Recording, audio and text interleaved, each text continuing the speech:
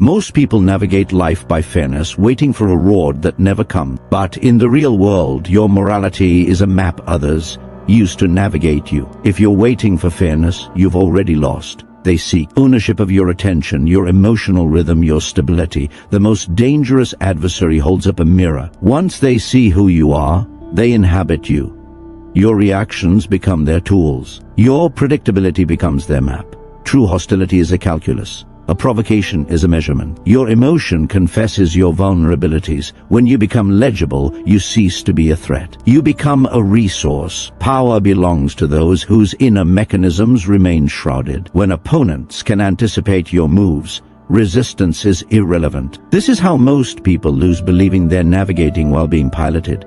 A reaction displays a blueprint. True authority resides in those who cannot be easily interpreted. Ambiguity is a fortified perimeter. This is strategic opacity, removing the levers others use to manipulate you. When you deny them feedback, their certainty fractures. The goal is to be psychologically unreachable. This isn't about winning arguments. It's about removing yourself from the board entirely. Affirmation: my interior is not public domain. Now, the sophisticated operator seeks emotional jurisdiction, not conflict. They want a patent on your emotional responses. Their objective is access permission to influence your equilibrium indirectly. Provocation is the tool. When you respond with identifiable emotion, the lock opens. They adjust their model of you. Dominance is established through control of the emotional climate. Whoever determines whether an interaction is tense or apologetic is the architect. When you become defensive, you're living within their framework. Provocation is intelligence gathering.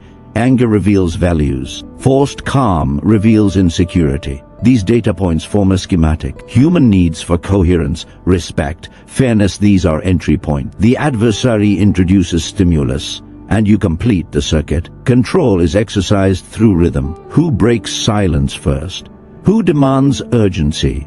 These cadences establish rank. Losing composure first accepts a subordinate position. Emotional discipline is structural defense. When your emotional state is inaccessible, leverage evaporates. You cease responding to irritation. You stop correcting narratives. The adversary, starved of feedback, interrogates their own position. Affirmation: my reactions are not public property. From this, consider the critical power of withholding response to disarm their entire mechanism. A reaction transfers initiative. You enter a tempo set by others. By reacting, you confirm involvement. You signal an external force has jurisdiction over your internal state. Every response is intelligence. Your tone discloses values. Speed discloses urgency. For the adversary, your clarity is their safety. When you react, you simplify their calculus. The first to respond occupies the weaker position. Authority doesn't explain itself in real time. The desperate need to defend signals imbalance. Quick reaction demonstrates exposure, not strength. Refusing to react dismantles this apparatus. No response leaves them with an untested hypothesis. Pressure dissipates. Control requires feedback. Without it, certainty erodes. Confidence weakens because you didn't acknowledge them. This power is selective engagement. Non-reaction is disciplined denial. Provocation requires participation. Without it, the provoker performs for an empty house. Your silence becomes a mirror.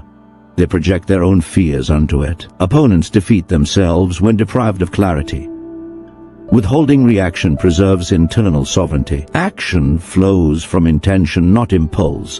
When reaction ceases, manipulation feels futile. The adversary must escalate, revealing intent, or disengage. Both outcomes serve you. Power begins where compulsory reaction ends. Now, take this further and understand silence as a compressive force. Silence is space saturated with potential meaning. It removes reference points. Without cues, the opposing mind turns inward. Pressure amplifies internally. Speech releases tension. Silence encapsulates it. Adversaries rely on resolution to advance. When silent, they grapple with phantoms of their own creation, shaped by their insecurities. Silence denies orientation. Disoriented, their timing fails. They hesitate or advance prematurely. Uncertainty erodes resolve more completely than counterargument. Those who remain silent exist outside hierarchy. You cease being a participant and become a condition and environmental factor. Offering nothing denies them the substrate for power. The psyche craves completion. Silence is an open loop. This unresolved state generates persistent internal noise. While adversaries construct meaning from nothing, you remain undisturbed. Silence destroys emotional symmetry. When one exhibits urgency and the other stillness, imbalance becomes palpable. Emotional expenditure without return feels humiliating.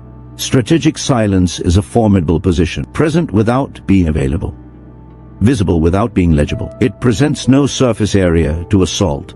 Explanation invites debate.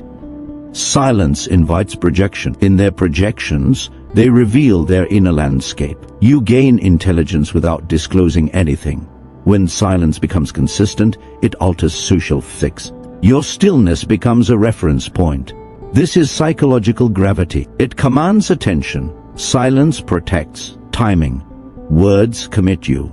Silence keeps possibilities alive. When you finally speak, it carries disproportionate weight. Scarcity creates value. Mastered, silence becomes pressure without exertion, influence without motion. Affirmation, my silence is complete.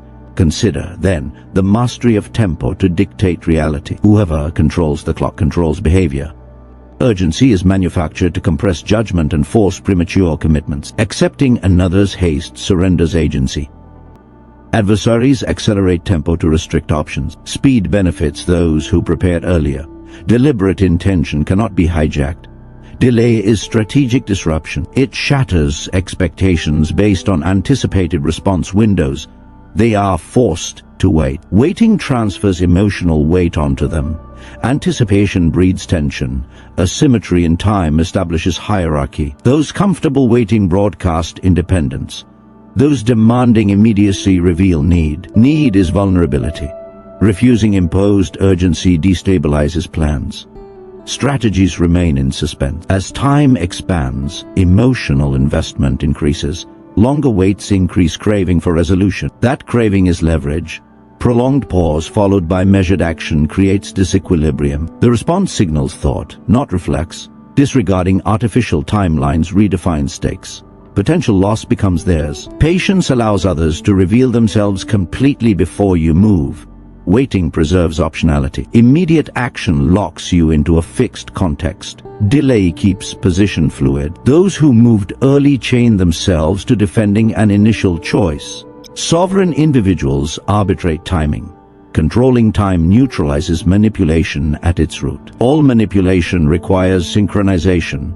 Disrupting timing weakens coupling. Attempts feel mistimed, awkward. The hidden toll is in waiting. It generates internal friction. Confidence decays. Doubt leads to overcompensation. Overcompensation reveals weakness. Your tolerated discomfort becomes their unbearable leverage. When you dictate tempo, you decide when engagement truly begins. Affirmation, I govern the clock. Finally, internalize the principle of subverting expectation to induce structural failure. Adversaries prepare for your pattern, not for reality. Once a pattern is assumed, planning becomes rote, alertness dulls. This belief is a critical vulnerability. Expectation is a script. It tells them how you'll resist. When behavior diverges, confidence is replaced by cognitive dissonance. Momentum fractures. Predictability is exploited when it hardens into identity. Strategic deviation is surgical. It occurs at the point of maximum leverage. Opponents rely on emotional prediction. When you offer none, their internal model collapses. They must rebuild understanding mid-engagement. This consumes cognitive resources and produces mistakes. Being wrong seeds doubt. Doubt weakens all future prediction. One broken expectation infects all future encounters. Manipulation depends on reliable cause and effect. When actions cease producing expected reactions, influence loses calibration. They overadjust, exposing intent. Appearing simple while being complex is a profound advantage. Adversaries relax when they believe they've decoded you. That relaxation is a trap. Expectation governs escalation. They decide how far to push based on predicted resistance. If resistance changes form, escalation misfires, creating exploitable space. Breaking expectation is often about absence where presence was awaited. The key is contrast. Sharper contrast creates deeper disorientation. When you become unpredictably calculated, they grow cautious. Caution slows initiative. Lost initiative transfers advantage. They hesitate. In that hesitation, control changes hands. Fluidity prevents entrapment. When behavior cannot be mapped, strategy can never be finalized. Expectation is comfort. Removing it induces instability. Instability weakens the entire structure of their approach. When structure fails, dominance ends. The moment they realize they no longer understand you, the power balance tilts irrevocably. They're reacting to a game whose rules they cannot discern.